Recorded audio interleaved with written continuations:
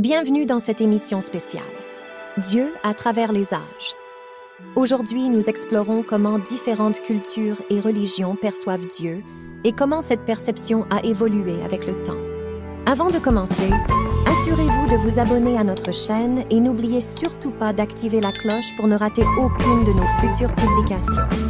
Merci et bonne lecture. Écoute, les premières représentations de Dieu. Les premières civilisations avaient leur propre divinité. Des fresques aux pyramides, elles cherchaient un moyen de comprendre et d'interpréter l'univers. Les dieux égyptiens comme Ra, le dieu soleil. L'évocation des divinités grecques et romaines. Mention des divinités des premières civilisations comme les Sumériens.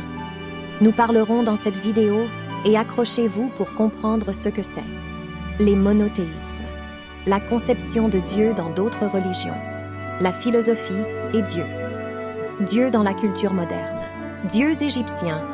La civilisation de l'Égypte ancienne, qui s'étend sur plusieurs millénaires, est connue pour son riche panthéon de dieux et de déesses, ainsi que pour sa fascinante mythologie. Ces divinités, souvent représentées à la fois comme des figures humaines et animales, reflètent la complexité et la diversité de la pensée. Dieux égyptiens. Religieuses égyptiennes. Présentation du panthéon égyptien avec des images de fresques et statues. Imaginez une fresque murale gigantesque, capturant des scènes vivantes du monde divin égyptien. Sur ces fresques, on peut voir des figures majestueuses avec des corps humains et des têtes d'animaux particulières. À leur côté, de splendides statues sont érigées, souvent en pierre ou en or, capturant la grandeur des dieux de l'Égypte ancienne. Le panthéon égyptien était une collection dynamique de divinités, chacune ayant son propre rôle, sa personnalité et ses mythes associés. Les Égyptiens croyaient que ces dieux étaient activement impliqués dans les affaires quotidiennes du monde, influençant tout, de la crue du Nil à la destinée individuelle de chaque personne. Ra, le dieu soleil, et Anubis, le dieu des morts.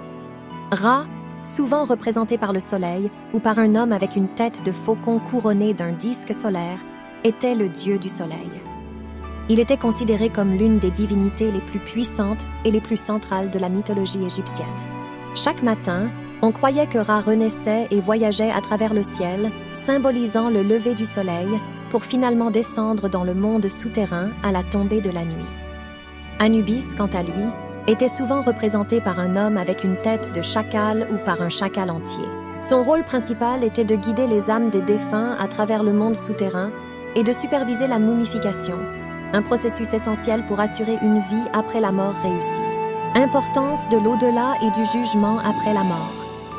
L'Égypte ancienne accordait une grande importance à la vie après la mort.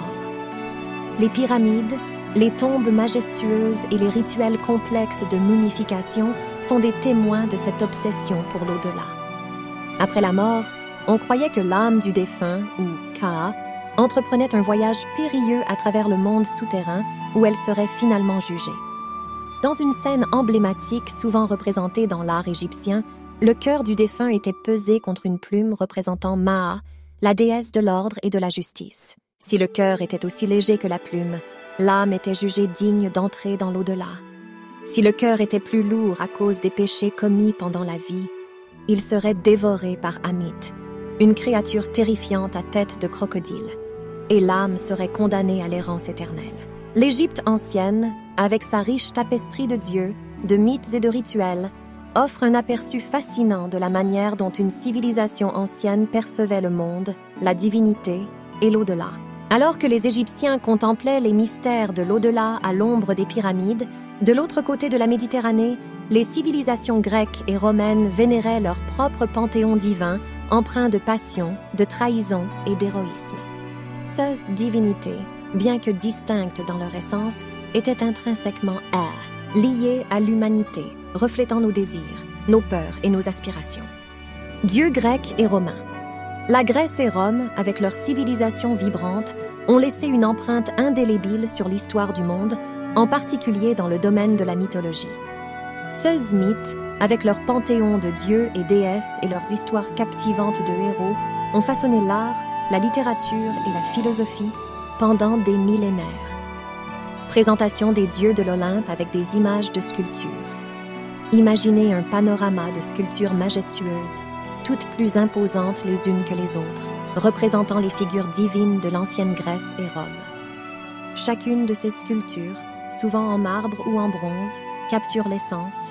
Ce dieu, au nombre de 12 principaux, résidait sur le mont Olympe, la plus haute montagne de Grèce, sous la direction de Zeus. Zeus, dieu du ciel, Athéna, déesse de la sagesse, Aphrodite, déesse de l'amour. Zeus, souvent représenté tenant un éclair, était le dieu souverain du ciel et le roi des dieux. Il était connu pour sa puissance, sa justice, mais aussi pour ses nombreuses aventures amoureuses. En tant que principal arbitre de la justice divine, il veillait sur l'ordre du monde. Athéna, la déesse vierge de la sagesse et de la guerre stratégique, est souvent représentée avec un casque et une lance, et parfois accompagnée d'une chouette, symbole de la sagesse. Née du front de Zeus après un mal de tête fulgurant, Athéna était la protectrice de la ville d'Athènes, qui porte son nom. Aphrodite, la déesse de l'amour, de la beauté et de la fertilité, est souvent associée à des images de la mer, car selon la mythologie, elle est née de l'écume de la mer. Elle est souvent représentée sous une forme idéalisée de beauté féminine. Son équivalent romain, Vénus, occupe une place similaire dans la mythologie romaine. Mention de la mythologie et des héros. La mythologie grecque et romaine ne se limite pas uniquement aux dieux et déesses, mais englobe également une vaste collection d'histoires mettant en scène des héros, des créatures fantastiques et des aventures épiques.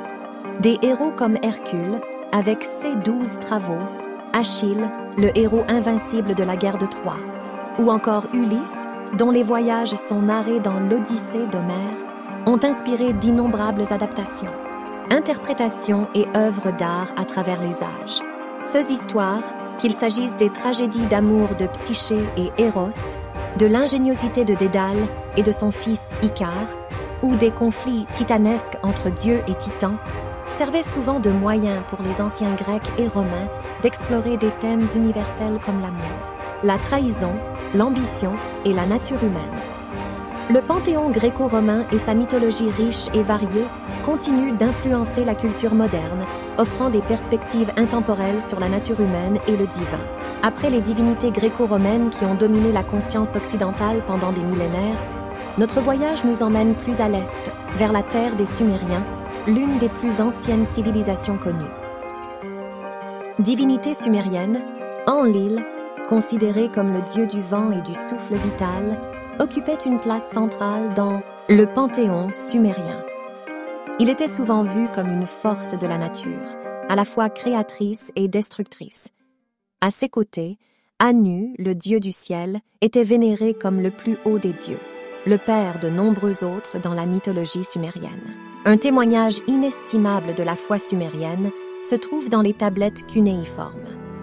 Ces anciens textes gravés, parmi les premières formes d'écriture au monde, dépeignent non seulement la vie quotidienne des Sumériens, mais aussi leurs croyances religieuses, leurs rituels et leurs mythes.